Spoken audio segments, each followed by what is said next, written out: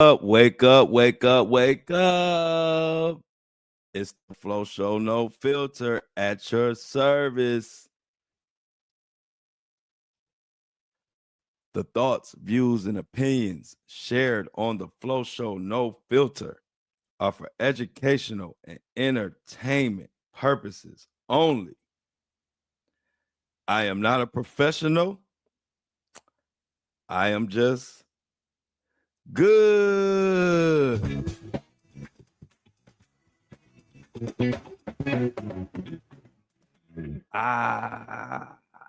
Happy. Y'all know one of my favorite days of the week.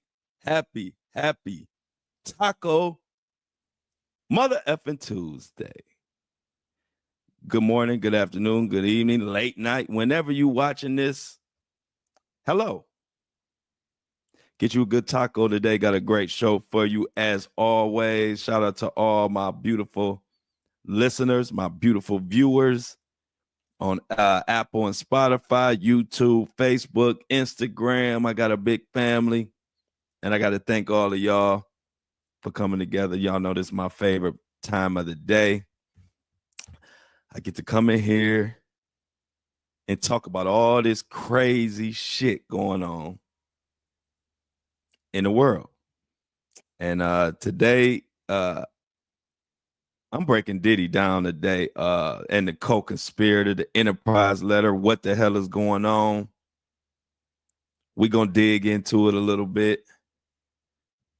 They playing games, but that's okay. You know, we don't mind if they play games because then they just make me start digging. And I start finding the information for y'all. I don't need them to tell us the enterprise letter. It's coming soon, though, y'all. But I'm going to give y'all a heads up. I'm going to break that enterprise letter down because they ain't really trying to hide nothing from us for real. If you just use the context clues and read the tea leaves, we already know who on that enterprise letter. And that's what we're going to talk about today, the co-conspirators who helped Diddy and who didn't.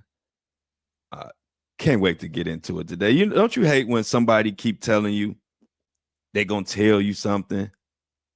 And then when they supposed to tell you, then they make another excuse.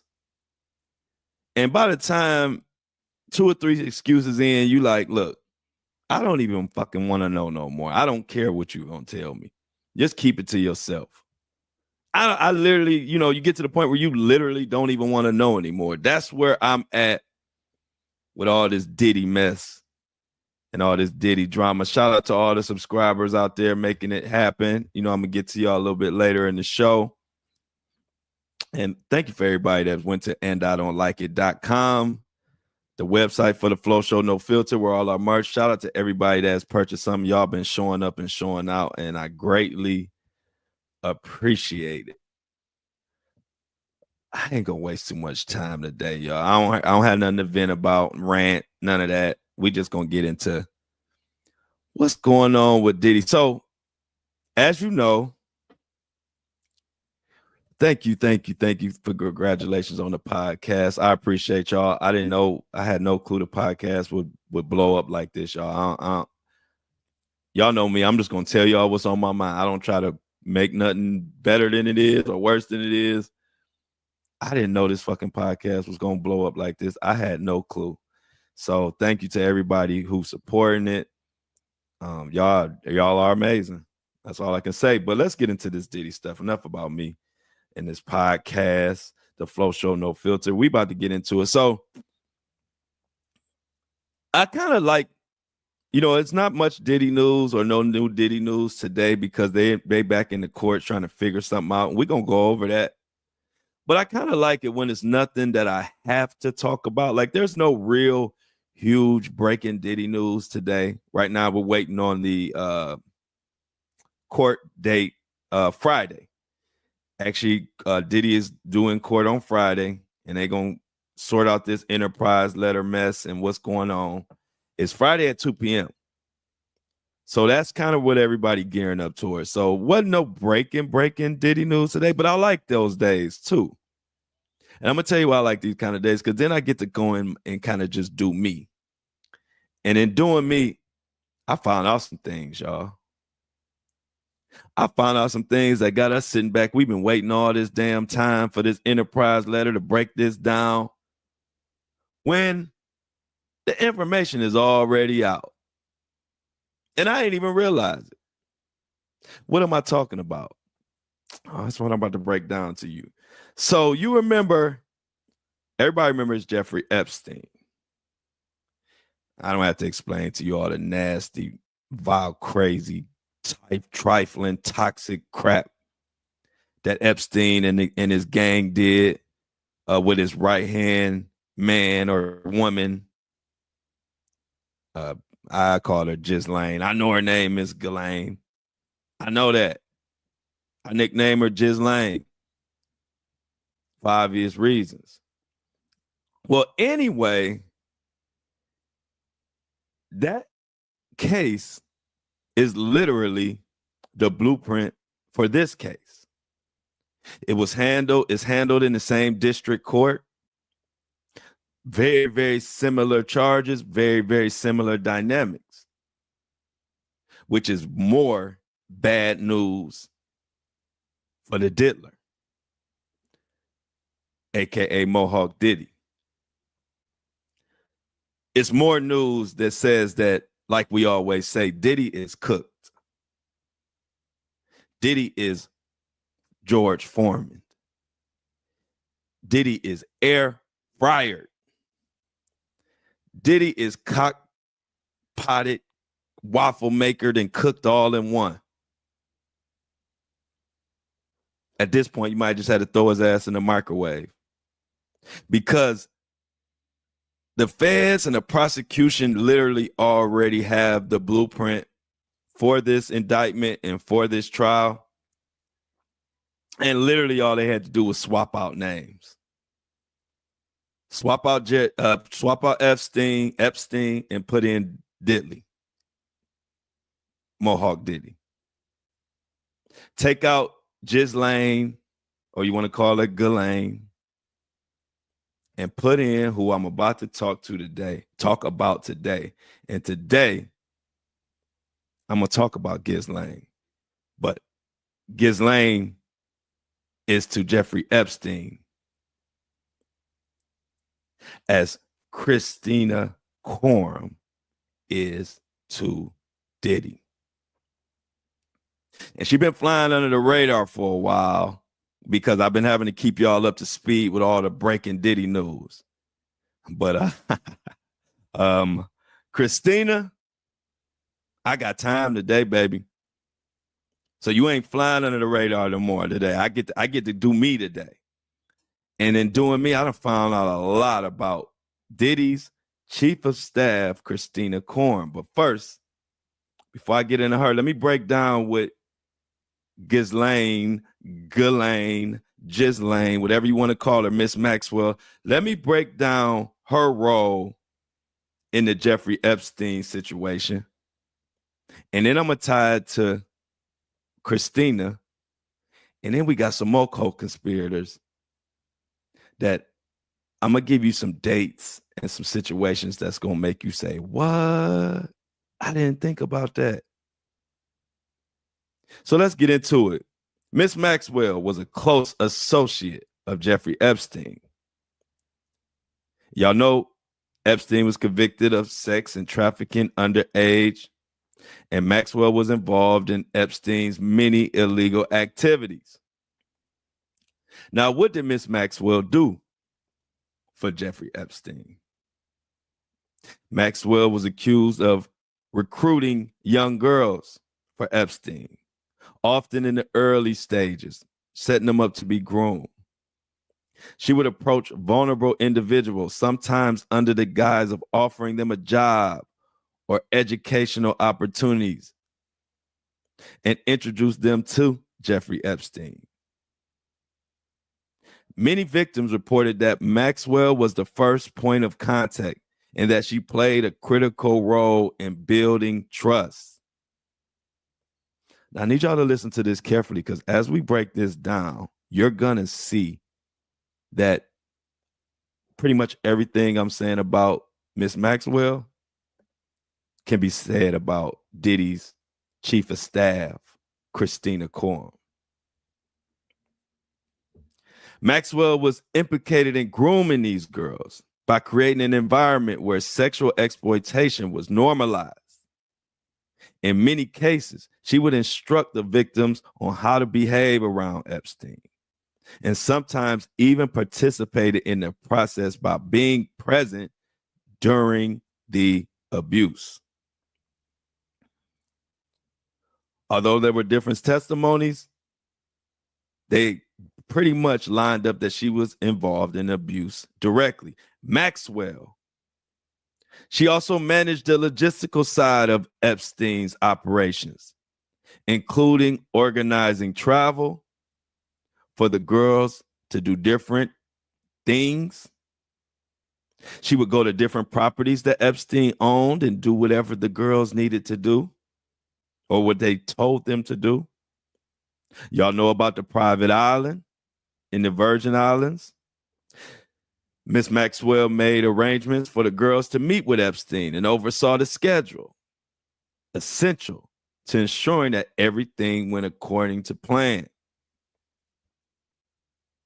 She enabled the abuse. Maxwell was not just a passive participant. She played a key role in maintaining the secrecy and ensuring the smooth continuation of Epstein's operations.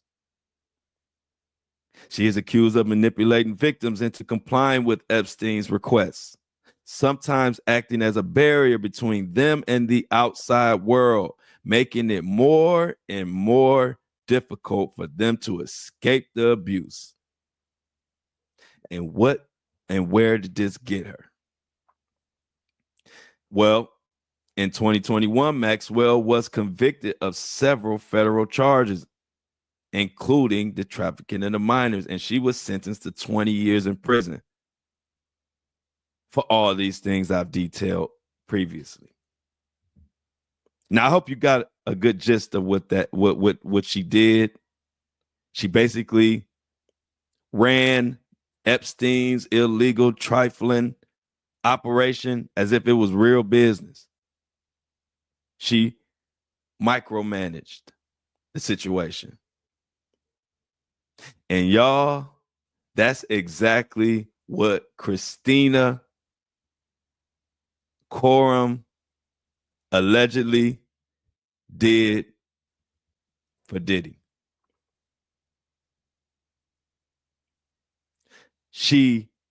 It's great detail. If you read into Diddy's The Little Rod, y'all know the big lawsuit that Little Rod put down.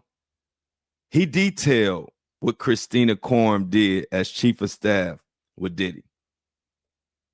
Now, why am I talking about Kristina Khorram? Because I can pretty much guarantee she's in that enterprise letter. The enterprise letter of Diddy is going to spell out what he did and as far as his businesses and his company and how it was ran and who ran it and who helped. Ladies and gentlemen, I'm here today. What is it, Tuesday morning? As we wait on this enterprise letter to tell you, I would be shocked if Kristina Khorram is not in that letter. The blueprint is already laid. They are being investigated by the exact same court district that even handled the Epstein and Miss Maxwell situation. So they ain't doing nothing but copy and pasting names at this point, which is another thing that's bad news for Diddy. They've already handled this exact situation. And there's so many similarities, they pretty much fit in the same box. So now that I gave you that background of Maxwell, Ghislaine, aka Ghislaine, let me show you how that is so similar and compares to what Kristina Khorram did for Diddy.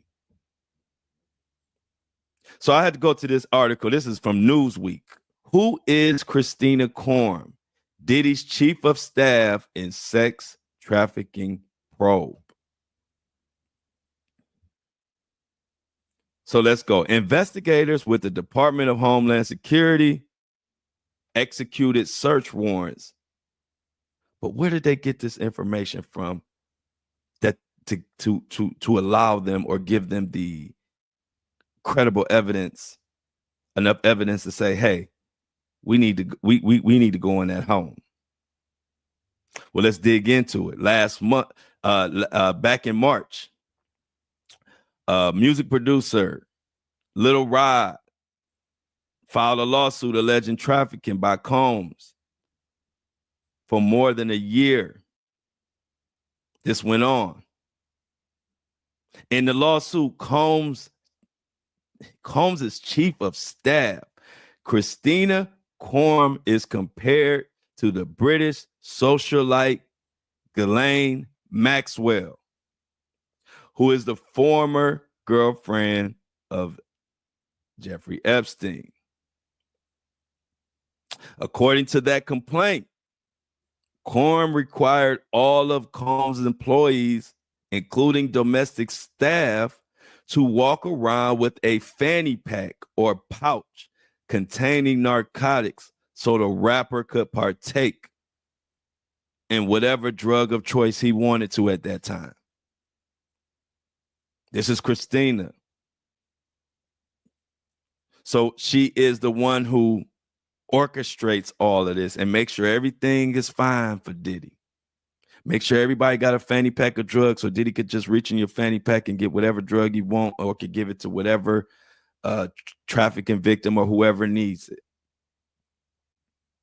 It is also alleged that Khorram, who is one of almost 30 defendants in this lawsuit, personally ordered sex workers and prostitutes for Mr. Combs. And I use the term Mr. loosely.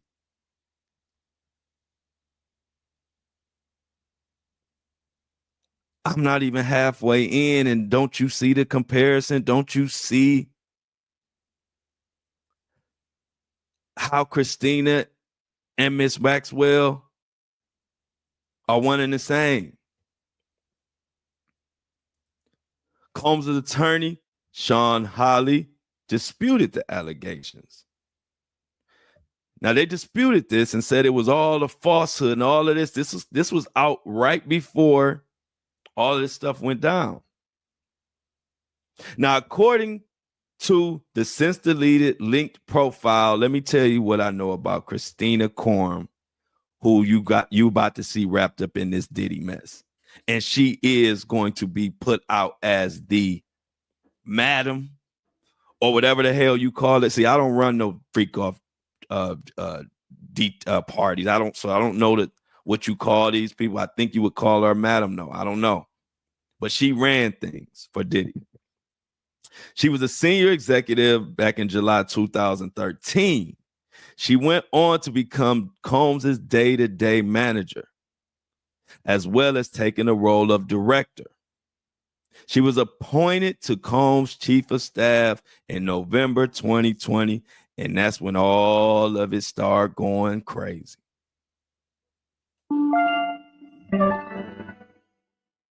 Now, she had a bachelor's degree in business, and she also worked for Burberry. Now, in January 2021, Combs himself described Khorram's importance to him as he shared a photo of her on Facebook. This is what Combs said. Meet Kristina Khorram, chief of staff at Combs Enterprises. Kristina, aka KK, keeps everything in my life and my business running. Now that's so Diddy. She keeps everything in your life and your business running, which means she did everything. Okay. Continue. She's been my right hand for the last 8 years and has consistently proven to execute and get shit done. Don't know how I'd function without her. Not exactly a post that you would want to be out here if the man who posting it is looking at damn near life in prison and done all this nasty, crazy stuff with thousands of allegations left and right. I don't think you want to be in his face in one of his big Facebook posts, but that was the post. And so also back in 2020, Combs also spoke of Kristina Khorram's importance to him on an Instagram when he wished her happy birthday. And I quote Combs as saying, "Happy birthday to my ace Boone Coon, my right hand, my day-to-day manager that keeps my world twirling. And she always got my back. She makes sure that I smile every day and that I don't go into those dark places. Today is your day, your mother effing birthday. Go KK." This post has since been deleted from Combs' Instagram. Khorram also appears to have deleted or renamed her Instagram account. And see, a lot of people ain't talking about none of this. A lot of podcasts and YouTubers, you're not going to hear talking about this because they talk about whatever they talk. I talk about my own stuff. When you come here, we're going to get our own Diddy news because I actually do journalism work. I actually dig and look for clues. Because if they going to bullshit around with the Enterprise letter, then they just making me do a little extra work because I'm going to tell y'all what the hell going on. Because when you look at all the dates and the detail, I ain't even got to the significance of the different dates. Wait till I break down these dates. And y'all are going to be able to look up yourself and know who on this damn Enterprise letter, because it really ain't rocket science. So now that they did deleting all of that, now check this out. Now this is where it all gets hairy. Now you listen to that article, you tell me that don't sound like Miss Maxwell.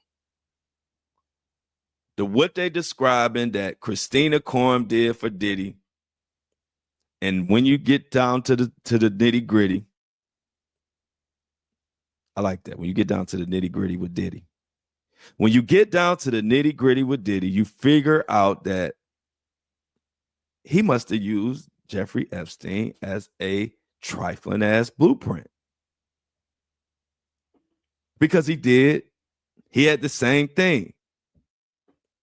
He had this fair-skinned woman running all his business, thinking he can hide up behind her. And long as she handling it, ain't nobody gonna pay attention to Diddy. But he thought wrong, obviously, because once it all hit the fan, you ain't no more hiding. So let me get to, before I even detail some of the crazy stuff that Kristina Khorram is alleged to have done, let's get to these dates real quick, because today the fun episode. I like when it ain't no other breaking Diddy news that I gotta tell y'all about, because I get to break shit down on these days. I love these days. So check this out.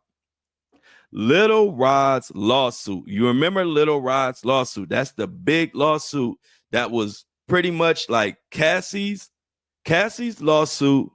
If this was a fight, a heavyweight boxing fight, Cassie's lawsuit would have been that strong jab that stunned the opponent. Boom, hit him with 30 million.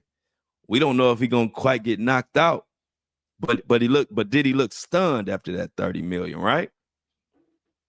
Well, right after Cassie's lawsuit about all the trafficking stuff going on, right after that, here come Lil Rod lawsuit. Now, Cassie hit him with the jab. Lil Rod came with the knockout blow, if what he's saying is true. So check out these dates. And see, this they fought. This is the government or whoever fault it is that they ain't gave us his Enterprise letter yet, because then now they got me digging. And now my listeners and my viewers, we about to really know what the hell going on. Y'all should have just told us. And now we digging. Check this out. Lil Rod's lawsuit, that was pretty much the knockout blow, was amended the same day as Diddy's search warrant. March 25th, back in March. Long time ago. We almost had a year anniversary of this. That's too much of a coincidence for me. So Little Rod amends his lawsuit the exact same day that the search warrants are executed and filed and ready to set go. And it was all over the place. We all saw those raids. So then when you look at that date, I say, wow, there's no such thing as coincidence.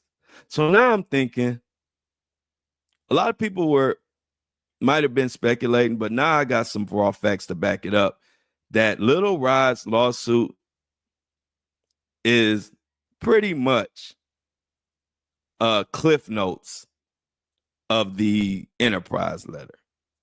Because if you remember, I've always brought up a young lady by the name of Ethiopia. Ethiopia was another young lady who came out immediately and said some interesting things after she was implicated in helping Diddy and being part of his team. She was up there with Lucy and Grange, Kristina Khorram, all the top people in that lawsuit. So check this out. Diddy, so Ethiopia was like the CEO of Uptown. She was implicated. But guess what she did? And she did this on March 23rd, which would have been 2 days before the raids. Oh, we got some good stuff cooking today. You ain't going to get this nowhere. You're not going to get this type of breakdown on no podcast, no YouTube. I hate to break the bad news to you, because people just regurgitate what everybody else saying. I don't even listen to other people because I don't want to regurgitate what they saying. When you come to this show, I want to make sure you getting some flow shit. So Ethiopia, she's a big time exec, CEO of Motown, all type of different high positions. But when she got implicated, this is what she told the court. And I quote, Ethiopia says, I have personal knowledge of the facts set forth herein, which are known to me to be true and correct. And if called upon to testify as a witness, I could and would competently testify. In other words, Diddy's ass is grass. He got these people who were involved or know this or know some information. They are throwing Diddy under the bus in seconds. It's almost like people can't wait to flip and testify. But let's get back to this date. So then their lawyer wrote to the judge. So they wrote the letter. Here's the letter. I am writing to provide your honor with an update regarding the above referenced matter on behalf of the plaintiff. On March 21st, plaintiff entered into an agreement with the defendant, Ethiopia. Under this agreement, in exchange for a declaration that will be appended to the forthcoming amendment complaint, the plaintiff has agreed to dismiss all claims against Ethiopia with prejudice. Now, I know it's a lot going on right now, so let me explain to you. This is March 23rd. It's no coincidence that 2 days after Ethiopia said, I will sing and tell every piece of Diddy's trifling business that I know. Please don't prosecute me. 2 days after that, Diddy's homes are raided. Search warrants in place. Case ready to be taken to trial. Now, what did Ethiopia tell them? Hell if I know. But I know she said something. And I know those dates is all too close together to not mean something. So, as far as that enterprise letter, you're going to have people that are either not in that enterprise letter because they've been removed because they have went from co-conspirator to witnesses, or you got people that's going to be in there because they didn't need their testimony. They didn't need their testimony. They didn't need them at all. So they just going to have to fight the case and tell what they want to tell. So what are some of the things that Kristina did that just don't sound right? Because there are quite a few things. And Ethiopia would have knowledge to a lot of it. And it's very funny that she immediately was removed from the lawsuit with all this nasty stuff going on. And not only is she removed, she puts out a letter and filed a letter saying she'll tell whatever she needs to tell. But not only that, 2 days later, the search warrants that we all know about, the Diddy raids. So there were different instances that happened with Little Rod and Kristina. One time, Little Rod, if you recall, Little Rod said, knowing that Kristina ran everything, Little Rod went to Kristina. He said, he told her, he said, I don't appreciate the way Diddy just grabbed my balls the other day. Patted me on the behind, whatever. And allegedly, do y'all know what Kristina Khorram, a.k.a. Miss Maxwell Jr., do y'all know what her response was, allegedly? She said, Lil Rod, that's just Diddy's way of showing that he likes you. In other words, man, you're going to keep working. You're going to keep producing. And if Diddy want to grab your balls here and there, you're just going to have to deal with it. This is what we running over here.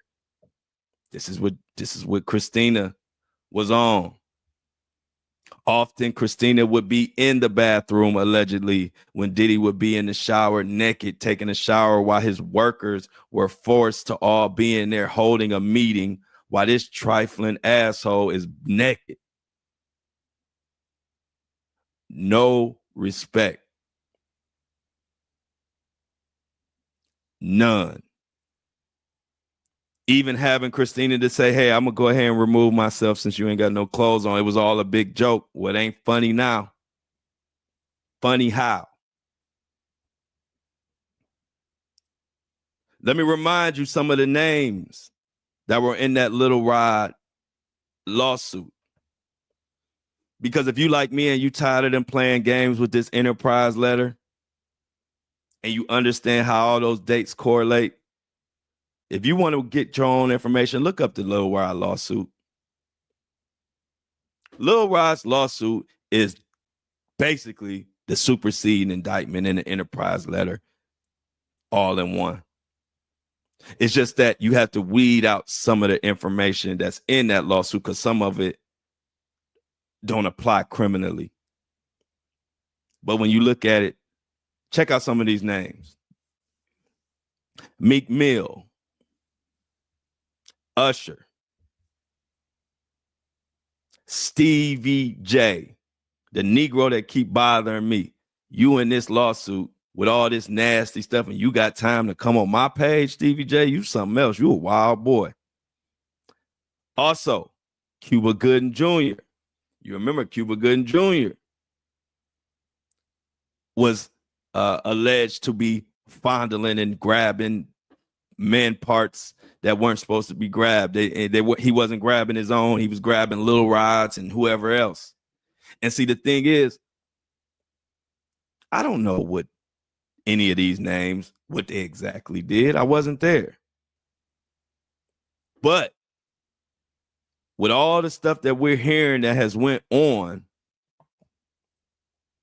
You didn't even want to be around, because if you were around, you're part of the crime. Young Miami, Justin Combs, J-Lo, Kristina Khorram, Lucien Charles Grange, and another huge piece to this puzzle, Brendan Paul. Oh, you remember Brendan Paul? Younger guy, white male, was labeled the drug mule, was stopped by authorities for suspicion of moving drugs. Y'all remember when that happened?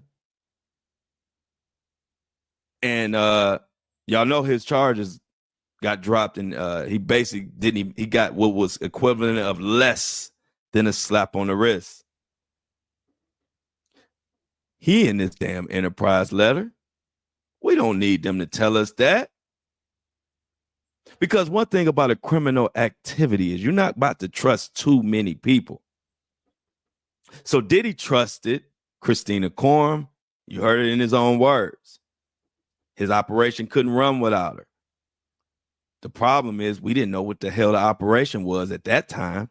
Hell, Diddy. Now that we know what the operation was, thanks for letting us know who your co-conspirators are.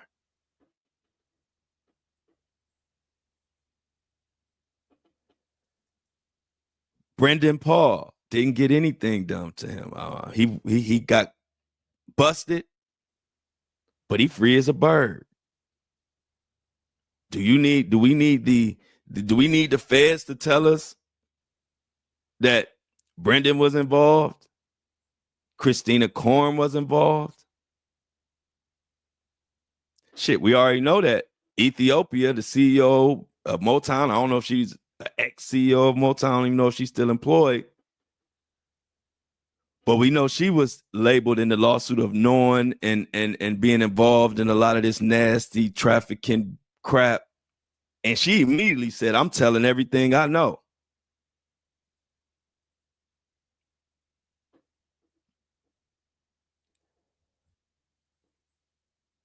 So as we wait on this Enterprise letter, I'm telling y'all, the more I dig, most of the names or information that we're going to find in that Enterprise letter will definitely be also found in that Little Rod lawsuit. Now, what we got going on Friday? Well, they had Diddy's team wanted to know what the names were and some of the victims' names and basically what's going on with the co-conspirator Enterprise letter. They wanted to know some of the information. And the judge went with their motion was and said that the prosecution had till March 10th, which would have been 6, 7, 8, 9, Monday. They had to March till Monday to give the names for attorneys to look at. Diddy's attorneys. We can't see them. So once they did that on Monday, now they have a court date, which will be this Friday at 2 p.m. And they actually are moving. This must be an important court date because they're moving. Mayor Adams was supposed to have a court appointment Friday at 2 p.m. Well, they didn't kick Mayor Adams to the curb, and they put Diddy in that slot. And I guess they will, make a final determination on the Enterprise letter. I'm sure at that time, if Diddy doesn't have any objections or whatever, we'll know Friday when that letter will be released. I'm pretty sure they really don't have much else to talk about. Yep. So we already know. Friday is the date that we all need to be paying attention to. But right now, another thing we need to be paying attention to is to the people who make this podcast go, keep the lights on, keeping truth alive by subscribing to this content. This type of content can't survive under the dollars of corporations, of elites, of big time celebrities, because obviously they don't want this out. They don't want us highlighting information and sending it to the masses. So guess what? We supporting our own so we can continue, and I can continue to keep giving you this truth, because I ain't depending on no corporation. I ain't depending on no elite. We gonna do this on our own. So that why we doing this on our own? So every morning, 7:30, when I come to y'all speakers, I can say whatever the hell we need to be said. And so let me shout out the subscriber of the day today, as we always do, because they are just as important as me. It's two things that make this thing go. Me, by getting on here, researching and talking, and the subscribers by subscribing and supporting. So I always take time to shout them out. So today, $3 donation and subscriber of the day. Thank you for the $3 subscription. This is Allie Edwards.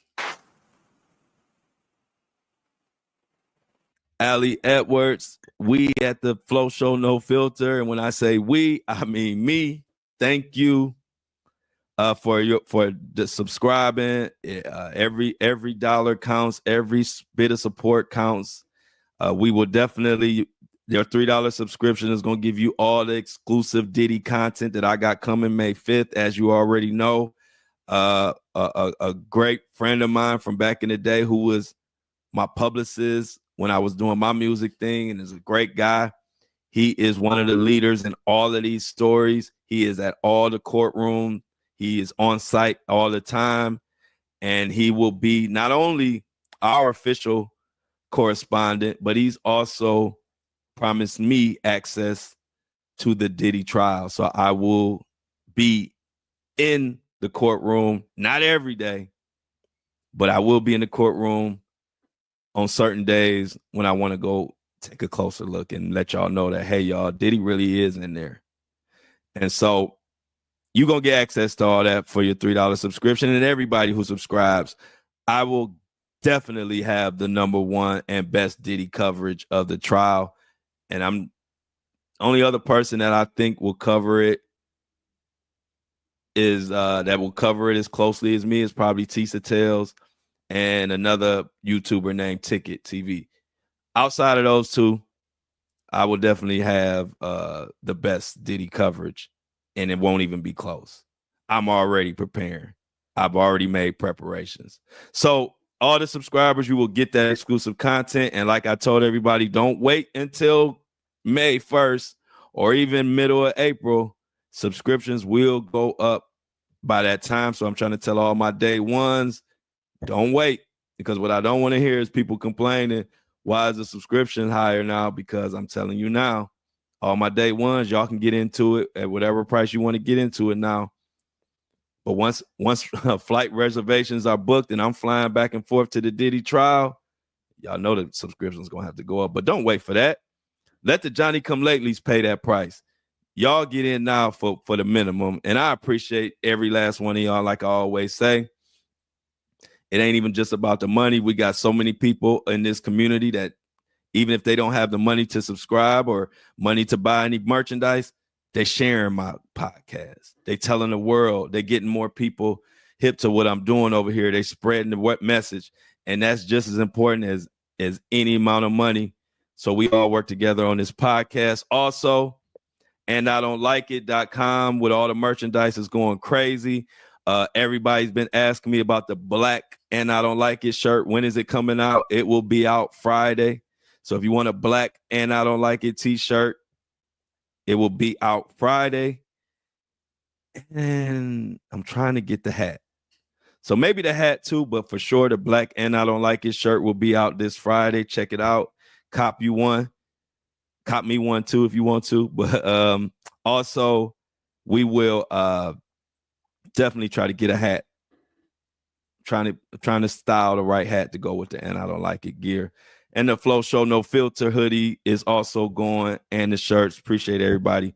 But check that out for this Friday. Now let's get back into Diddy, Mo Diddy. I'm over here rapping. Let's get back into Diddy, y'all. So, the Diddy Monster. Friday, I told y'all that. Put that on y'all calendar, 2 p.m. We should know what the hell is going on with this Enterprise letter. But guess what? They always say revenge is a dish best served cold. Guess who has a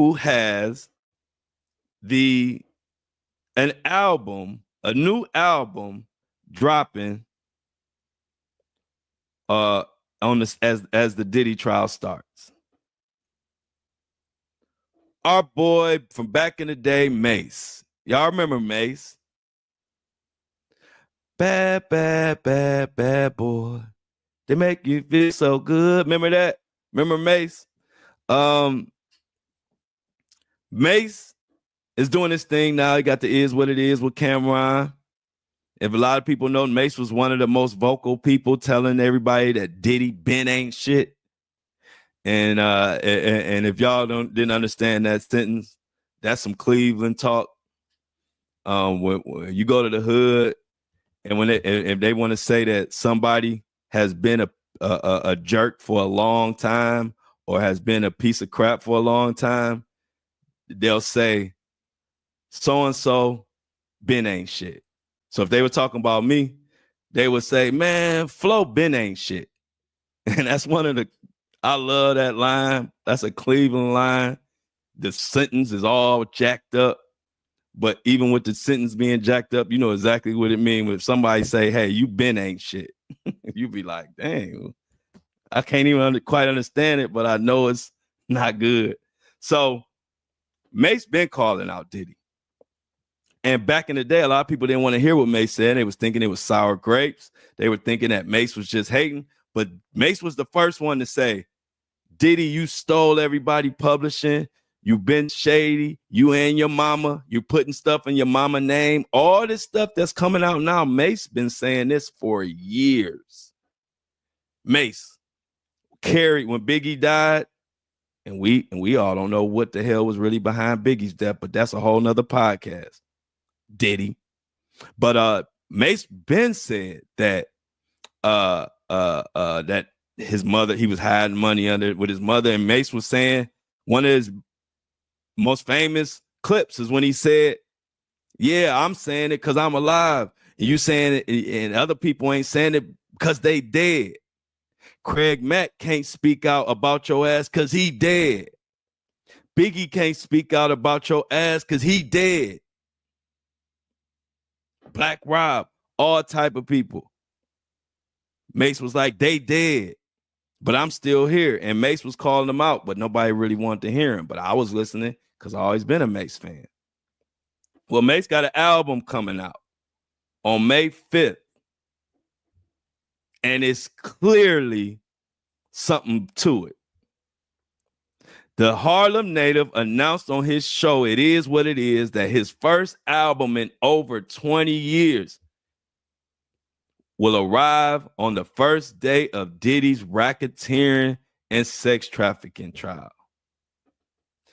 On March 7th, Mace revealed to Cameron that I got a track list and y'all can't wait to hear it. These are the songs he picked and people listening to him now. When Clarette asked when Mace is planning to share the music, he said May. However, he said May 25th, which has a lot of people confused. However, Diddy's trial is set for May 5th. So I'm pretty sure when Mace said May 25th, he thought that was Diddy's first trial date, but it's actually May 5th.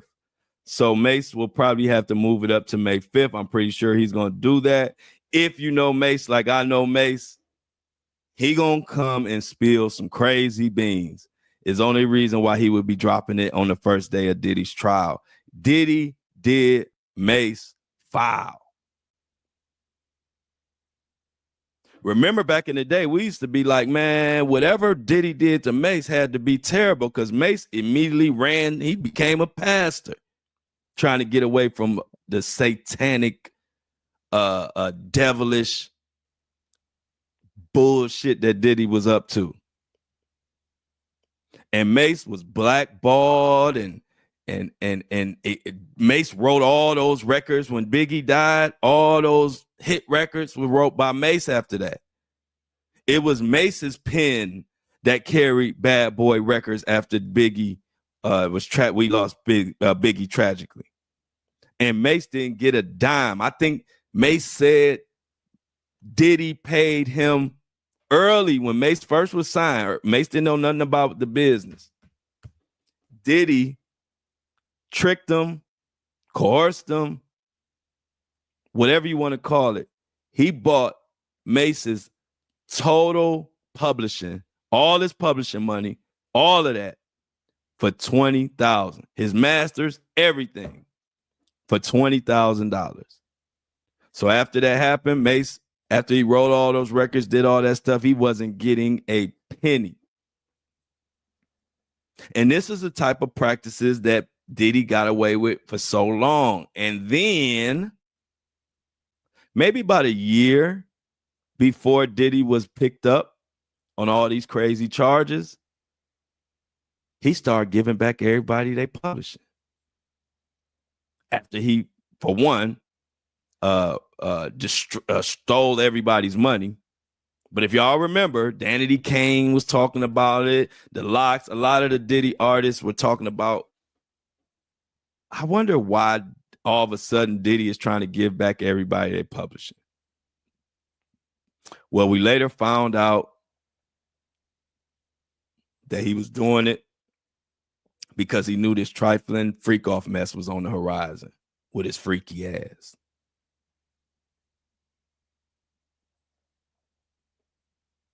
And so what goes around comes around. And after all these years of Mace and all the bad boy artists, even artists I know who got screwed over by Diddy that y'all might not even know. I don't want to speak for Sherry Dennis, but if you remember Sherry Dennis, if any of y'all bad boy fans or R&B fans will kind of remember Sherry Dennis, me and Sherry Dennis grew up together. Me and Sherry Dennis went to the same school district, Shaker. Sherry went on to be a signed R&B singer to Bad Boy back in the day when we were all young. We all love Sherry. And Sherry she come from where I come from, so we not the type to just throw messy stuff out to get clout. We don't do that. We rather not have the clout where I come from because we don't care about clout. Clout don't mean nothing in Cleveland. I remember when I was running around with all my big money friends and all that from Atlanta. We went to Atlanta. You know, they got Rolls Royces, big money talk, all that. They were pulling up. And I told them, I said, it's a different world in Cleveland. It's not like Atlanta. They didn't believe me. They was pulling up on women left and right, getting shot the hell down in their Rolls Royces. Cleveland different. Cleveland, a woman be at the bus stop. You'll pull up in your 2025 Escalade or Maybach or whatever the hell, and she will turn your ass down. Just because clout don't mean nothing to us in Cleveland. So I say that to say Sherry hasn't put out a lot about how Diddy played her. So I'm not going to speculate or put nothing out, but I am going to say Sherry I've been knowing Sherry. We were kids, and she was signed to Bad Boy, and I was so happy for her. And everybody thought being signed with Puff was the best thing ever back then. And then she disappeared, and Sherry was hella talented. And I know Sherry, now that I look back, I'm not going to speak on for her. I don't know, but I know Sherry ain't going to get down with none of that bullshit. And so that probably was a reason why she never came out or ever had the success that we all thought she should have had. She's a great writer, great singer. She had the it factor. She had the it factor as a kid. We were kids, and she was a celebrity in our eyes. I mean, we loved Sherry. She was always cool too. So when it didn't take off like it should have with Diddy, you know, we all were surprised. But you know, a lot of artists got shelved fooling with Diddy. But now that we know what we know, Diddy was just a foul motherfucker. And see, people don't know. I don't put all these people out here because I'm not going to put Sherry business out there. I'm speaking for me. I think she was done wrong. But people don't know. Like, it'd be like, why are you talking about Diddy? What? I got friends that's involved in this shit. I'm not just some podcaster that's on the outside looking in and I'm just talking just to be talking. I have real live friends that I grew up with from the time when we were so young, peed in the bed, that got screwed over by Diddy. I got friends that I met when I was a signed rapper who I became close with that got screwed by Diddy. I had to run up and go see Danny Kane, and I'm all excited to see them. And then I go up there, everybody crying. And I can't understand why everybody crying. I had no clue how much of a monster Diddy was. So when people wonder why I'm covering Diddy or why I did this or why I did that, that's why. I was there. I know these people. I know people that haven't even come out with a lawsuit yet who were screwed over. And so y'all know me. I don't discriminate whether it's Diddy or DoorDash or Trump or Elon or Biden or Jay-Z or Ashton Kutcher or Leonardo DiCaprio or Ellen or whoever.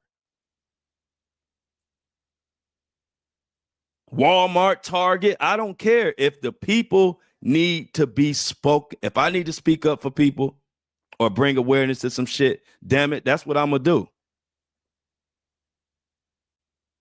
So that everybody worrying about me covering Diddy or worried about mad because I'm speaking on Elon Musk or any of that, anybody getting mad about any of that, y'all know what I'm saying. Y'all know my saying. Grab you a pair of flip-flops and kick the hell out some rocks. Because this is what I'm going to do. This is what my subscribers subscribe for me to do. They don't subscribe for me to come on this bitch talking about the sky's blue and somebody just saved a cat from the tree. They can go to CNN for that. They come and they subscribe to the Flo Show No Filter because they know when they press play, you going to hear some shit that means something from somebody who is genuine about what they do. I don't give a damn about being famous, rich, none of that. I give a damn about living in my purpose, and that's it. That's why I don't get upset about comments. Y'all know my saying. I just be happy that y'all give a fuck. Don't ever look at me to get upset about anybody or anything being said in the comments or fan mail or anything. Because the minute you typed to me, you told me you give a fuck about what I'm saying and doing. I won. That's my only point. That's my only position, is to know that I'm on here and I'm doing what my subscribers is asking of me to do. So I will continue to dig. And if they're going to want to keep hiding Diddy information or keep telling us one date but not telling us what the hell going on, I'm going to keep fucking digging. So we shall see what tomorrow will bring. But I tell you this, whether they tell us what the Enterprise News or whatever, I'm going to do some more digging, and I'm going to dig in to see who else on this Enterprise letter. Today I told you about Kristina Khorram. Today I told you about Ethiopia, the young lady that worked CEO for Motown. We talked about Brendan Paul. I listed some of the celebrities who are on that Lil Rod list. So tune in tomorrow. because I'm gonna continue to deep dive.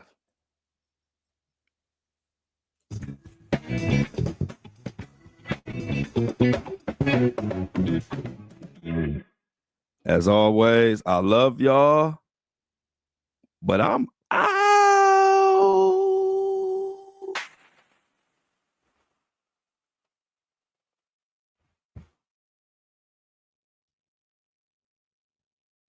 Yo, yo, yo.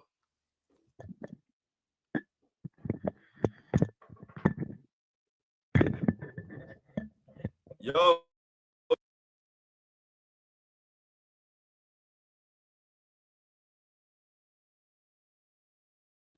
Another one in the books. What's up, everybody?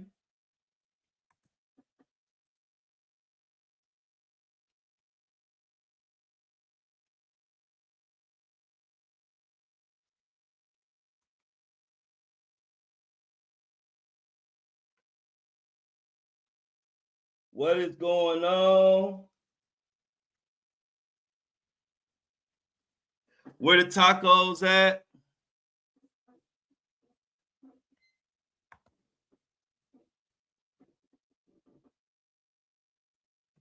But you know we about to get started. We got to get Apple and Spotify together. Give me a second. I'm glad to see everybody. The breakfast crew is in the building. Shauna, Mini Me. Who else I see in there?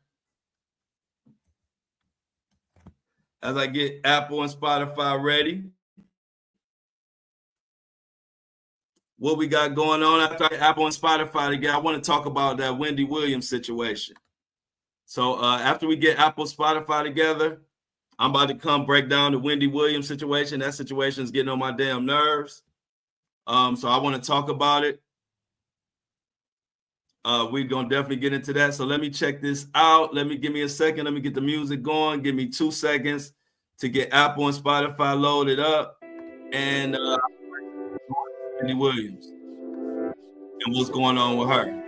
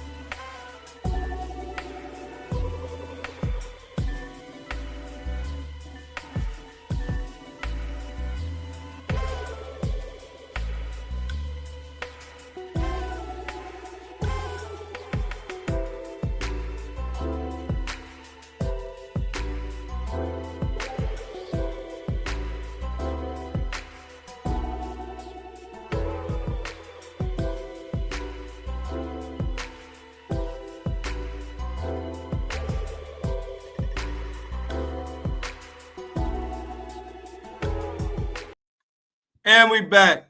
Now, as Apple and Spotify get loaded, I want to say hello to everybody. Amy in the building. Michelle, Shauna. Let me give a shout out to everybody in the chat. Please like and share the live. I got in where my Facebook people at. Ivan Jones is in the building. Always good to see my Facebookers in the building.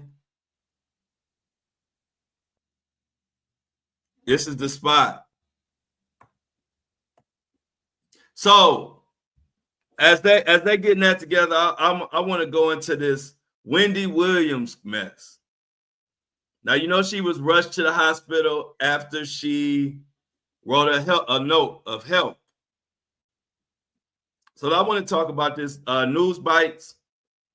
Wendy Williams rushed to the hospital after shocking help note.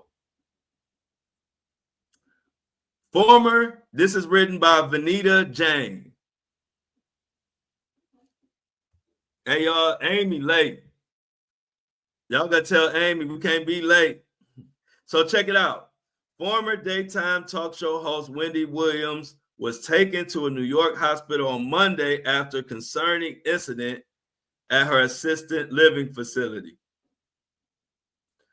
Williams, who has been residing at the facility's memorial ward amid her fight with frontotemporal dementia and aphasia, reportedly tossed a handwritten note from her window reading, "Help, Wendy." The note led to an urgent police welfare check and ambulance transport for evaluation. Williams' ongoing struggle with guardianship, notably, Williams has been under court order guardianship since May 2022. Her guardian, Sabrina, had previously described Williams as cognitively impaired and having dementia. However, Williams has maintained that she is mentally sound.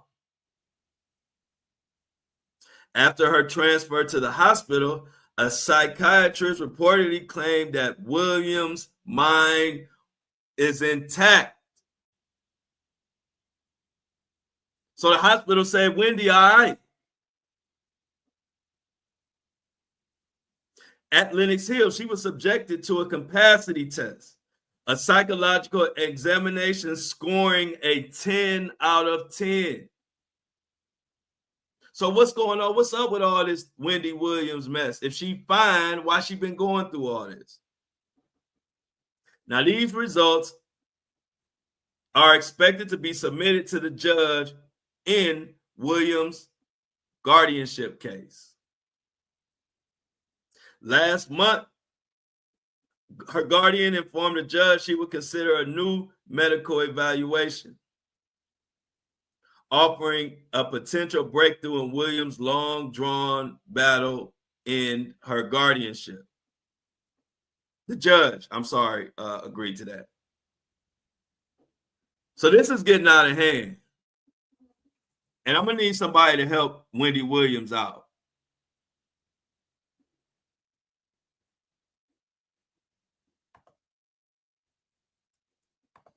Shauna says they're holding her hostage so they can so she can't tell what she knows.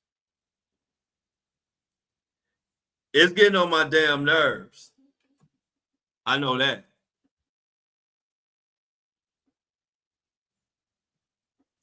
And she just got a 10 out of 10 and passed, and they saying nothing wrong with her. Something ain't right. Something ain't right, y'all. She has to write a note in order to get out of there. And then she scores a 10 out of 10 on her psych exam. And what they did was they asked Wendy Williams 10 questions to determine if she was alert and oriented. And she answered every one correctly. A caregiver not associated with the guardianship ordered the trip. See, why the guardian didn't order this trip? Why did it take a caregiver to order the trip so they could test her after the NYPD paid a visit to Wendy Williams? This is kidnapping to me.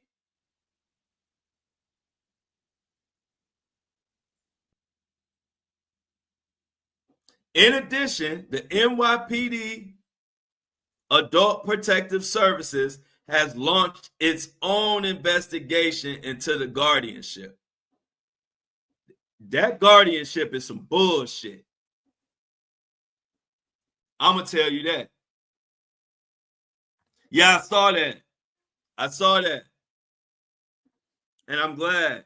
And thank you for that information, Michelle. ASAP Rocky lawyer is going to take her case. And ASAP Rocky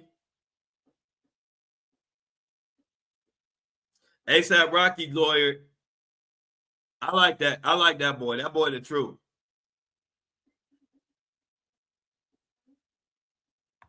Yeah, we gotta check into that.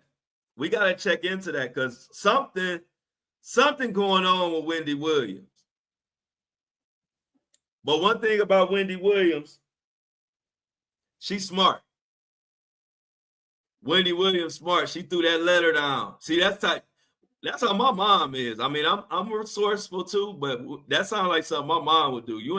We wouldn't be able to pull that on my mom. She too smart. My mom gonna let the world know. She gonna send out she gonna send out letters. She might attach a letter to a pigeon, and the pigeon might fly to me. My mom ain't going for it, and that's what I see. Wendy, as much as they trying to tell her she crazy and they trying to kidnap her, lock her down, she too smart. She didn't think about it. She didn't talk to TMZ from her wherever they had her locked up at, whatever that facility is. She talked to TMZ from there. That did a lot. Then she throws this letter, writes on a letter for help, and gets the hospital all involved. Wendy Williams is not going for it. And I think now she's put enough eyes on this story and got enough people helping her. And if she get ASAP Rocky's attorney, she gonna be all right. And people about to be in trouble behind this. Watch. Because something ain't right. Exactly. That's a great point, Amy. Excellent point, Amy. Wendy has realized she has to save herself. And she's doing it. It's a shame that she got to do all of this, but she's doing it. Shout out to Wendy Williams because she is doing everything she can to get out this shady ass guardianship situation that they got going on.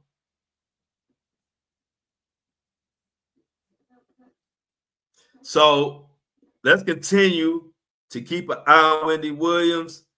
You know, it all started when she was taken away by an ambulance after she dropped that note, and they came and got her. Shout out to the ambulance.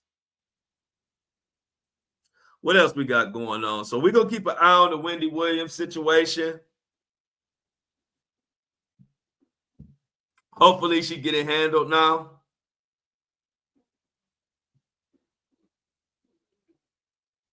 It's crazy.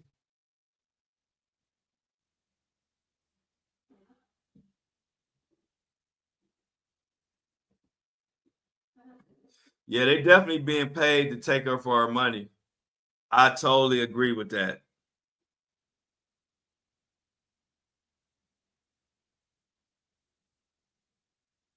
So let's see what else we got going on as we wait for Apple and Spotify to get loaded.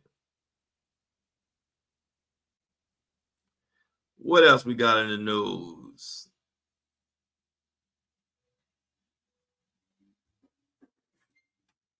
We went over that.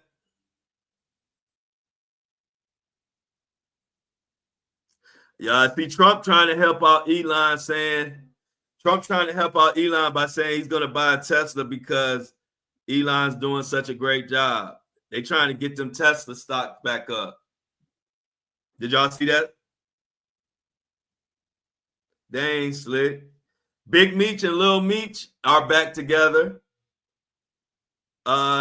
If y'all saw Lil Meech, he posted on Instagram, and I quote, "Before I ask God for anything, I made sure I asked God to bring my father home to my family and I. My prayers were answered. I love you, Dad. Death before dishonor." This was basically a post that was directed towards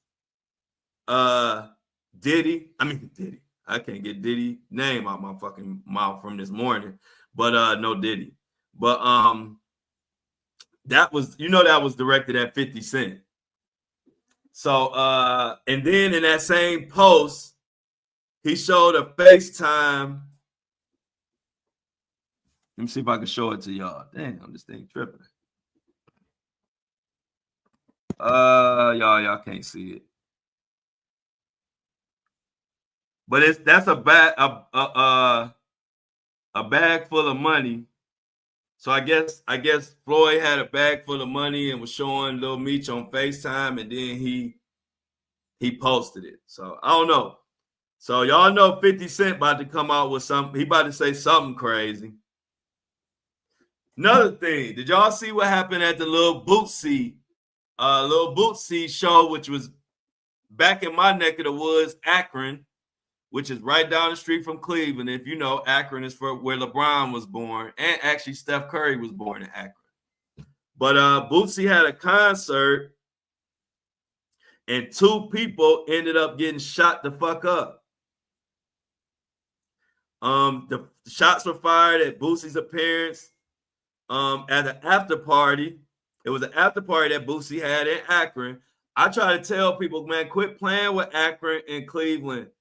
If you ain't gonna be having heavy security and make sure you in an environment in an area that's safe, don't come to Akron and Cleveland playing around. You will lose your life. You will lose your life. Akron and Cleveland is not where you want to be playing around at. I'm telling y'all. So Bootsy had an after party. And so in the viral video, the rapper was standing on the stage at Field House Lounge when gunshots were heard and someone near him helped Bootsy duck. So Bootsy was ducking for cover. Off-duty officers heard the shots around 2 a.m. on Monday and called for help. They found 2 men, ages 18 and 36, were hurt. They took him to the hospital. A third man was also taken to the hospital when he was just grazed. Luckily, Bootsy and the rest of everybody made it out okay, because when I saw this headline, I wasn't surprised at all. If you know about Cleveland, or if you know about Akron, be very, very careful where you at 2 a.m. If I go out in Cleveland, I'm going at like, I'm not gonna be there past midnight. I'm not going out anywhere in Cleveland and staying past midnight. So, and as far as going out in Akron, I'm not going out in Akron at any time. Akron is wild. Akron is nowhere to be playing around or trying to act like how tough you are. They will shoot your ass right on the spot. See, and my boy C Tuck, that's a Clevelander.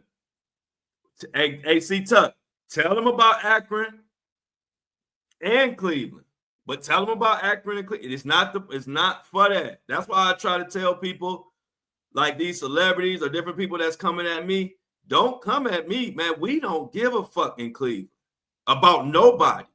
We ain't scared of nobody, because where we come from, you doing good just to survive. Look at the murder rate. Look at the murder capitals. Look at the city.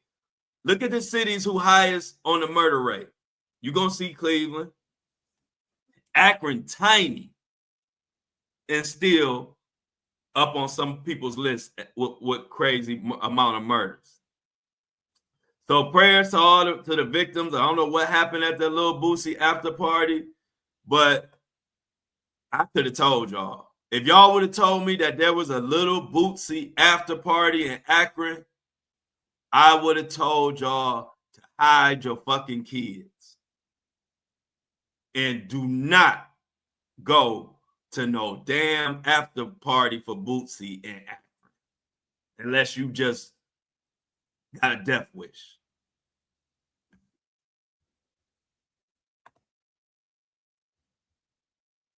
Exactly. Cleveland ain't even the state capital of Ohio, but we the capital of murder. Sad, man. Anybody that went to a Lil Bootsy after party in Akron, Don't know what that, I don't know who idea that was. I don't know who idea that was. Don't ever Lil Bootsy after party. No. Akron, no. The way my jaw didn't drop when I read that headline. My jaw stayed right here. My jaw didn't drop to the floor when I saw it was a shooting at a Lil Bootsy after party in Akron. I was like, of course there was. There's no way in hell I would have showed up there. No way. Let's see if our Apple and Spotify people are together. And I'm gonna come back with some more 2-minute huddle on the news side. Don't ever go to no Bootsy after party in Akron. I'm telling you now. Give me a second. Let me get Apple and Spotify together.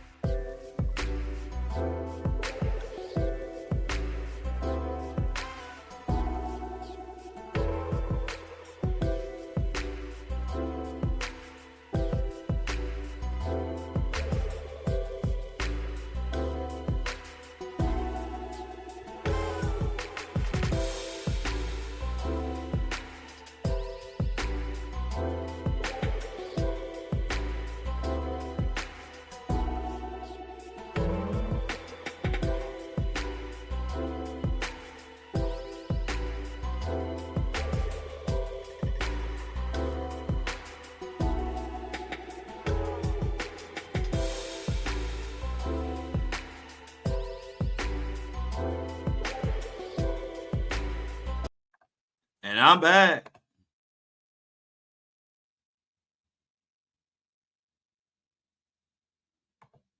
I hear you, Amy. I feel you. I'll be right out there with you. It's certain areas you just don't. I would never go to no Bootsy after party in no damn Akron. Never. It'd be crazy because the first question don't even be why are they shooting? The first question usually be what was they even doing over there? See, Tuck ain't never lied, y'all. That's how wild Cleveland is. And Akron. You don't even say why was they shooting. You don't question the shooters. You question the people of why they were even there. That's so true. Cleveland, it's like, hey, why was y'all even at a Bootsy after party in Akron? But I'm gonna get off of that. But yeah, y'all, that was Apple and Spotify is already together, just so y'all know. But that was not surprising.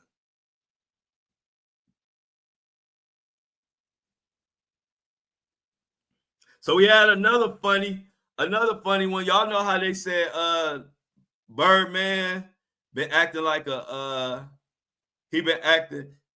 Birdman been acting like an old man on tour with all his speeches. And remember, y'all said he took a heroin nap. And they say he been just drunk, just talking too much. Well, we got another incident. I don't know if you can see it, but look it up. Lil Wayne and the Hot Boys, they all performing with Birdman. And Birdman do his same thing where he up there talking, and he wouldn't shut up. And so Lil Wayne and the rest of the Hot Boys, I don't know if it was Juvie and Turk and whoever it was, They all just started walking off the stage and just left Birdman up there talking by himself. They said this nigga talk too much. And they all just started walking off. Go check out the video clip. It's going viral. Everybody laughing about it. But let's do a petition to get Birdman off the damn tour. They definitely need a rehab tour. Get Birdman. Somebody get Birdman home. Because he just doing too much on tour right now. What else we got? What else we got, y'all?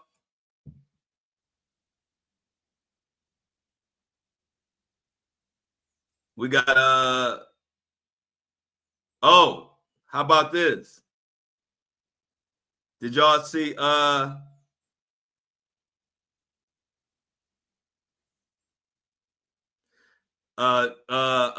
Club Shay? Y'all seen the new Club Shay?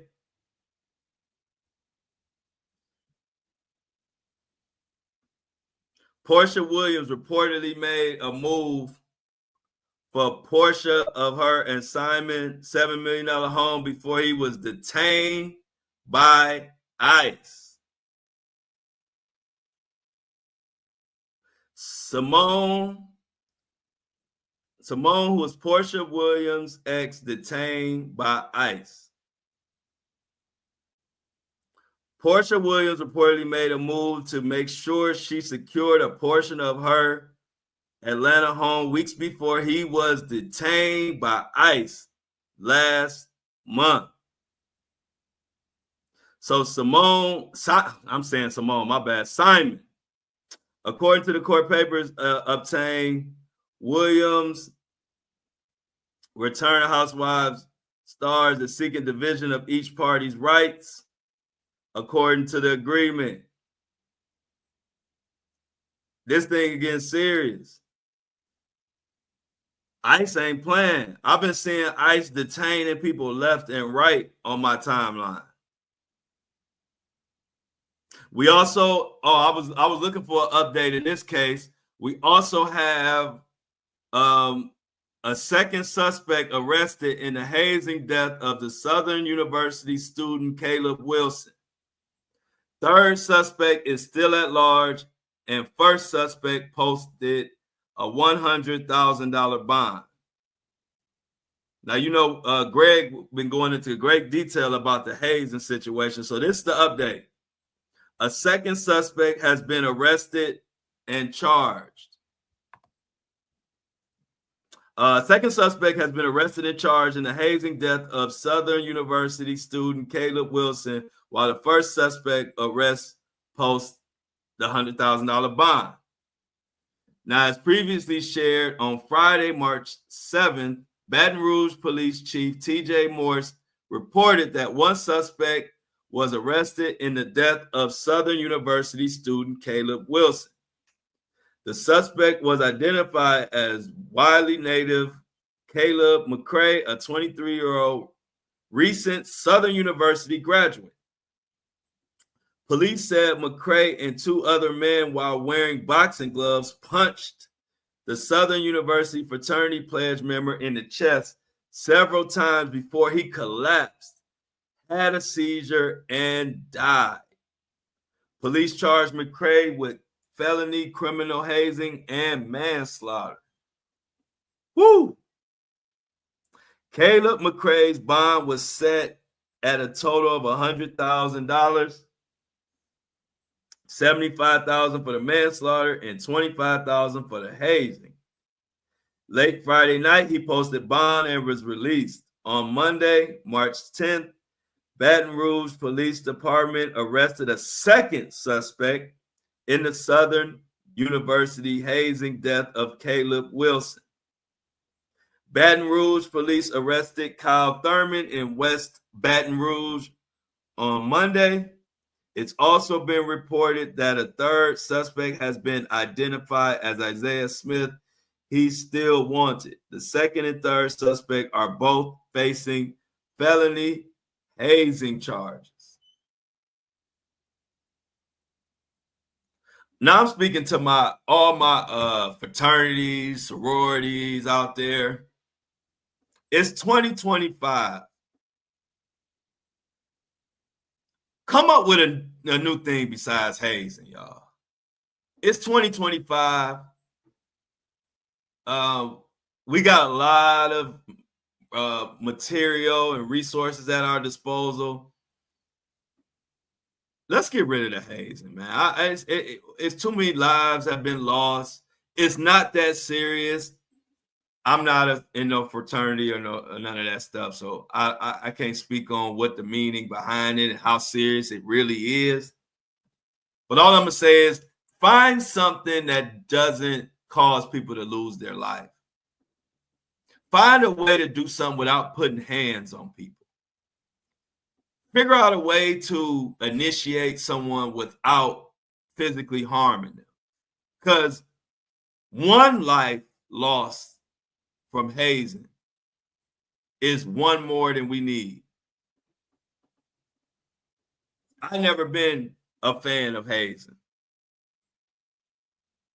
which is one of the reasons why I'm not in a fraternity. I wouldn't let nobody haze me. And no disrespect to, your frat brothers and all that out there. I'm just speaking for the general public who's not involved in fraternities, and we just don't want to see people dying. We all got children going off to college. A lot of us have children going off to college. I ain't gonna say all of us, but a lot of us do. And I would hate for me or anybody listening to this, or anybody, any parent, to have to go through losing a child at college. We protect our baby for all them 18 years. Y'all know how we are about our kids. Shit, the other day, my best friend's son went to visit some people. He didn't know who they were. His son grown. But it took everything in him to not be sitting 2 minutes around the block while his son has fun, because it's just hard. We want to do whatever we can for nothing to happen to our child. And so to do that, and then we send them off to college where we think they're safe and they're about to spread their wings and fly and become whatever they want to become. And then a parent has to get that phone call that their child life has been cut short because of some stupid ass haze. Because y'all can't figure out another way to do something besides punching him in his chest to the point where he collapsing and having seizures. What the hell is this barbaric bullshit y'all doing? Somebody needs to step up and say something. Because it could be your child one day. It could be your child. It could be your child. It could be anybody's child. Eliminate that hazing bullshit, man.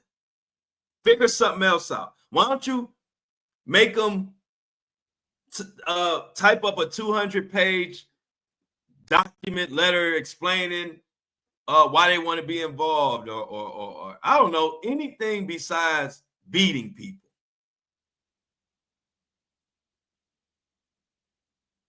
I don't want to talk too much more about that, but I just don't get it, man. Like, figure something else out. It's bullshit. That you don't want to be telling no, and for whatever fraternity this is, y'all need to be speaking out and saying something. This is why I don't get it, man. And that's why I ain't joined one. People lose their life, and I've seen this on black fraternities, white fraternities, all kind of fraternities. They love it. They love you until you lose your life, and then they scatter and disappear, and every man for themselves. So let's just pray for the everybody involved. I'm so sorry that family had to lose a child to hazing. I'm done with that. I'm done with that. What else we got going? My Cavs are kicking ass. Shout out to the Cleveland Cavaliers. We going for it all this year. I will be covering that. I'm covering the Cleveland playoffs. So y'all better be I'm warning y'all now. I've been giving y'all a little leeway. I've been cutting y'all a little slack because I'll be wanting to talk about my Cavs a lot because they kicking ass and I like it. So, but I will be covering the playoffs. So I'm warning y'all now. Playoff time, I might even be on site. Put me in the fucking locker room. I'm covering everything. So shout out to the Cavs for kicking ass. And if your team has been the recipient of one of my Cavs ass whooping, don't feel bad. It's been about 50, I think it's been about 53 to 54 ass whoopings this year already. Y'all ain't alone. What else is going on in the city as we dive into the latest and greatest?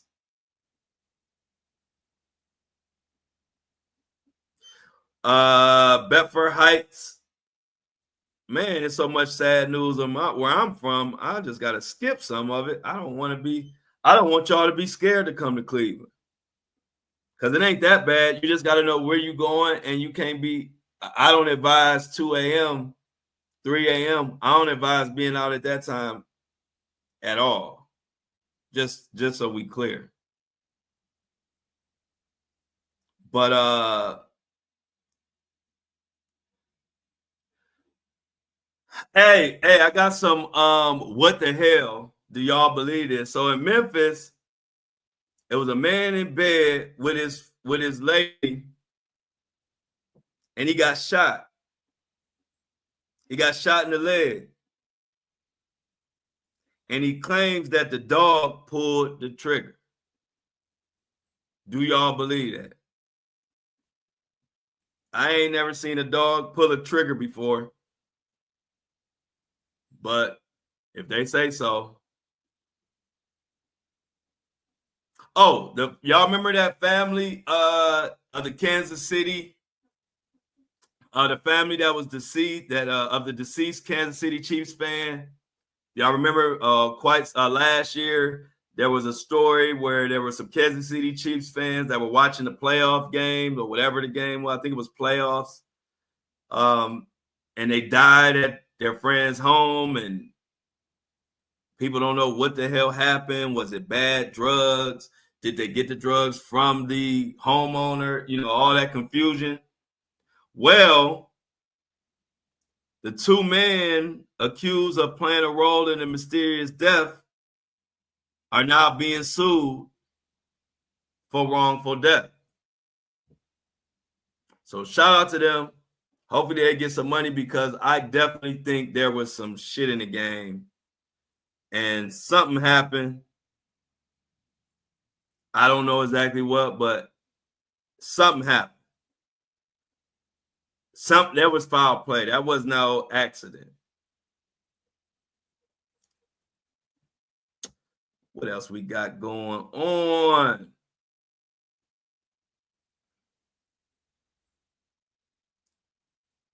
Any good news? Any good news, y'all? I would like to hear about some good news.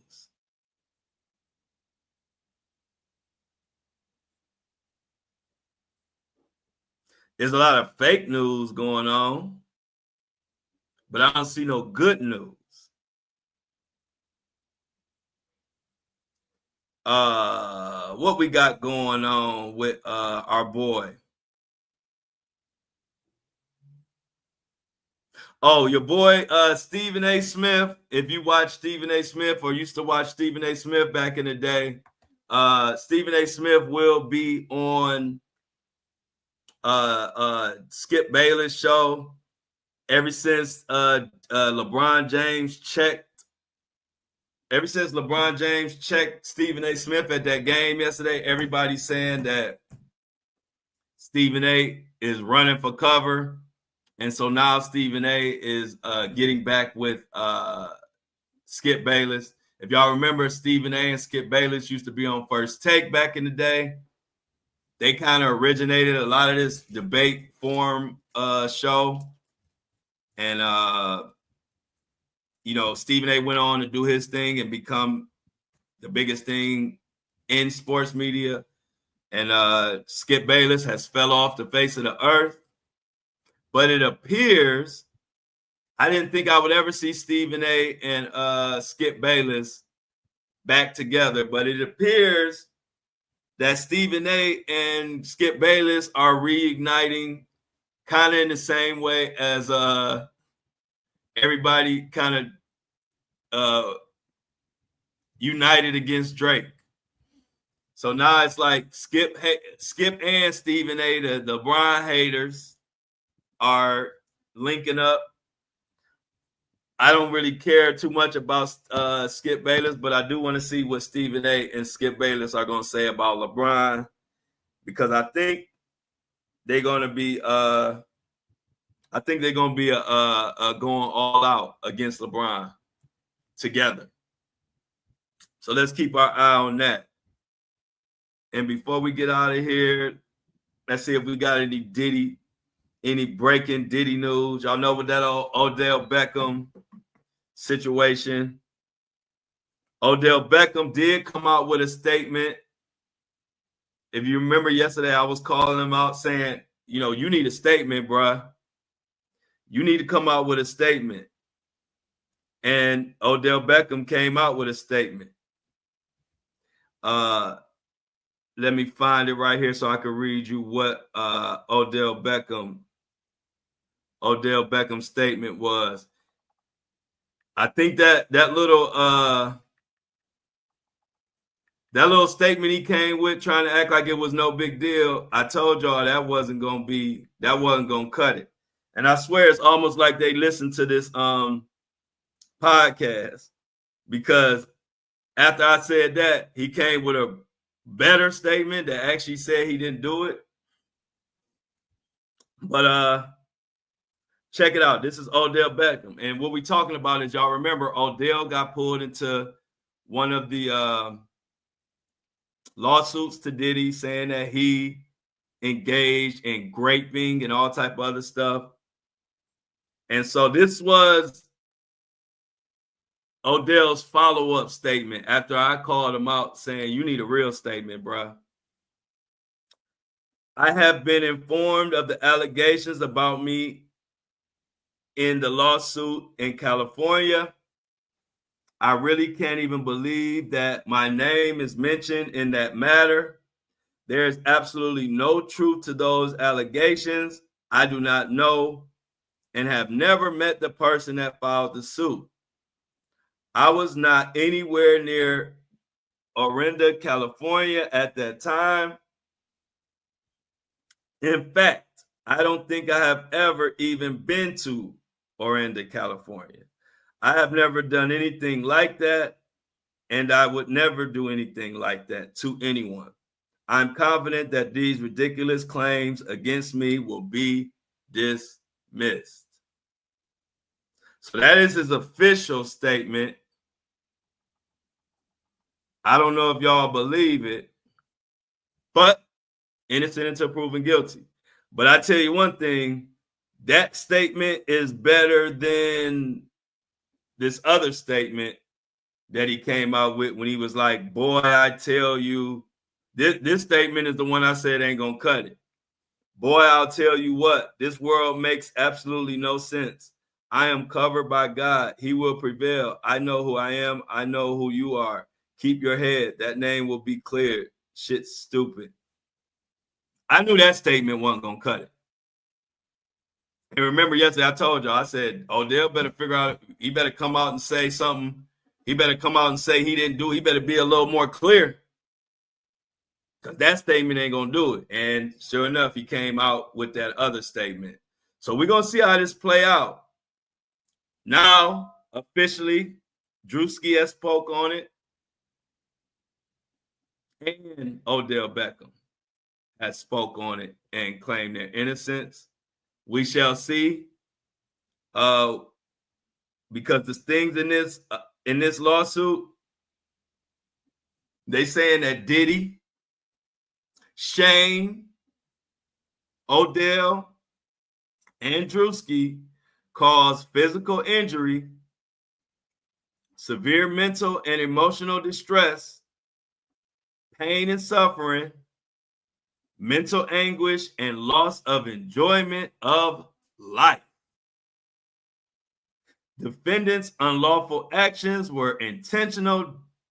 They were done with malice and showed a deliberate, willful, and reckless indifference to the plaintiff's right. Plaintiff being Ashley Paul.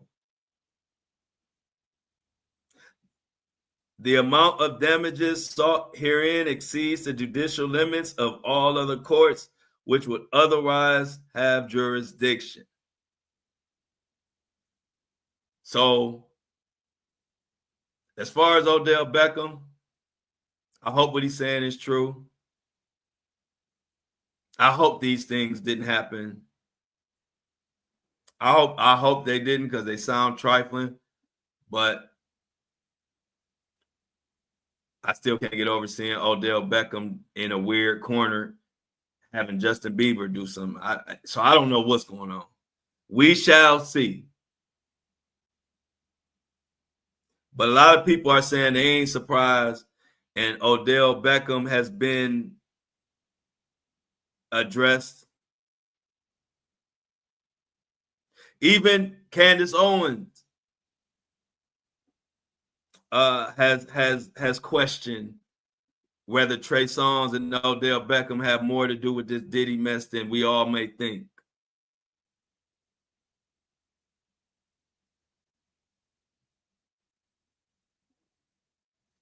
We shall see. We shall see. So that will definitely be something on our radar. Let's see what happens. Let's see what comes out of this Odell situation. Odell Beckham, Drewski, and also Jaguar Wright is involved. I'm anxious to see how that comes out. But like I said, y'all know what we really waiting on. Now we got to wait till basically Friday. Friday at 2 p.m., we will find more info about what the hell going on with Diddy, what's going on with not only just Diddy, but the Enterprise letter. Looking forward to all that information coming to us Friday at 2 p.m. Until then, I'm going to keep digging and figuring out what the hell going on. What else? So also, Elon said, I don't know if y'all know there was a lot of outages on X. And Elon has blamed the outages and the cyber attacks on Ukraine. I don't know where this proof is, but a lot of people in the comments, when I looked at what people were saying, they think that something ain't right. They think Elon is just pinning that on Ukraine just to stir up more shit with Ukraine. I don't know. That's something y'all gonna have to look up on your own. I don't know. I just know there were outages yesterday on X, formerly known as Twitter. And I know that Elon Musk literally blamed it on Ukraine. So we'll see how that pans out.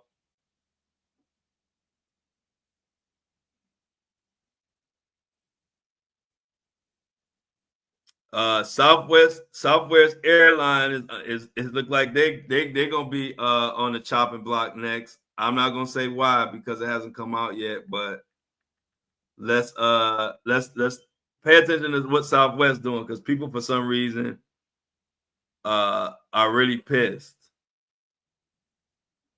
Oh, so I guess what they're saying is Southwest is getting rid of their unique seating, the way they seat people, dropping the points, and no more free bags. That is why they pissed. Y'all know how Southwest had their own little unique way they sit you, and they offered, I don't know if it was, I think it was, what is it, one free bag, maybe two free bags. I know it was one for sure. And you can't even accrue points no more. So I'm just putting that out there for all my Southwest people. Check it out. They changing a lot, and the free bags is like, wow.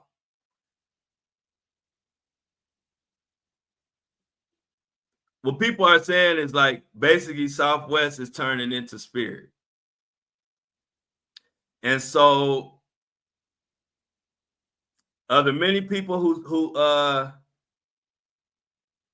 complained about it, Southwest actually responded. They said, thanks for reaching out to us.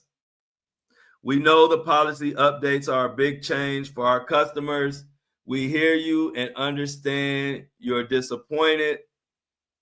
Your feedback will be shared with our senior leaders, and we hope to merit your future consideration, as we'd love to have you. Southwest Airlines customers are pissed. And I don't blame them. Because it's getting to the point where these airlines is charging for everything. I think Frontier charge you if you want a boarding pass now. You got to pay for that. And I ain't talking about your boarding pass fee that you pay when you get your ticket. I'm talking about if you go to Frontier and you say, hey, my phone is about to die, so I don't want to have it on my phone. Can you just print me up a boarding pass? They're going to say yes, and that will be $15. I don't know how much it really is, but they are charging if you want a copy of your boarding pass. Airlines are getting ridiculous. If we're not talking about they're crashing into each other left and right, if we're not talking about people being laid off, we're talking about they add more fluff to their pricing. And Southwest was one of the few airlines who were still giving free bags. That's coming to an end. Now they all getting on board to the simple fact is now they charging for everything. If you want to, in a minute, they're going to be charging you for air. You're going to have to pay for air on the flight.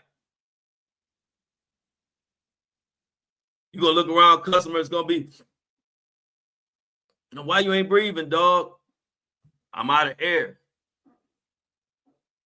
So I got to hold my breath until we land. It's getting ridiculous. It's getting ridiculous. And I'm glad that I'm not the only one that be seeing this little shit they try to do and call it out, because they are on Southwest's neck about these new changes. As they should be, because these fucking airlines are getting greedy. They crashing more and charging more. Those two don't go together. You supposed to be giving us more and charging us less because we all scared as fuck to get on a plane at this point. So y'all remedy, since we all scared to get on a plane, now y'all want to charge us more. Y'all, I can't make this shit up. The news be news, and don't it? These fuckers know they run a hell of a game on us. Now they want to charge. So now I didn't fly Southwest a lot anyway, but I definitely won't be flying them now. The thing I liked about them was that they offered a free bag and they had that unique way of seating. But if they're getting rid of that, I'd rather be on Spirit, who ain't had no crashes, and it's cheap as hell. And they got Wi-Fi. So Spirit ain't looking too bad now. They used to make all those jokes about Spirit, and Spirit the only one so far that you can count on to not crash. And even though they charge for everything too, at least they cheap enough where when they do charge for everything, it ain't no big deal. So y'all, everything is all set. I'm about to get up out of here. Let's get the I don't like. Let's get the I'm outs in the chat. Exactly, Amy. I mean, Shauna, this is crazy. Check it out. They going off on South. I like it though because they going off on Southwest on Twitter and on social media, and I'm happy about it. So let's get the I'm outs in the chat. I'm with you, Amy. If I can't drive, I can't go. Let's hit the music. Let's get the I'm out in the chat. We about to get the up out of here. As you know, every day, 7:30 a.m. This is the Flo Show No Filter. The Breakfast Crew is in the building. Join us live on YouTube, live every day for the Flo Show No Filter, the hottest podcast on Apple and Spotify. I don't know what else to say. Y'all be great. Much love. I love y'all. But I'm out.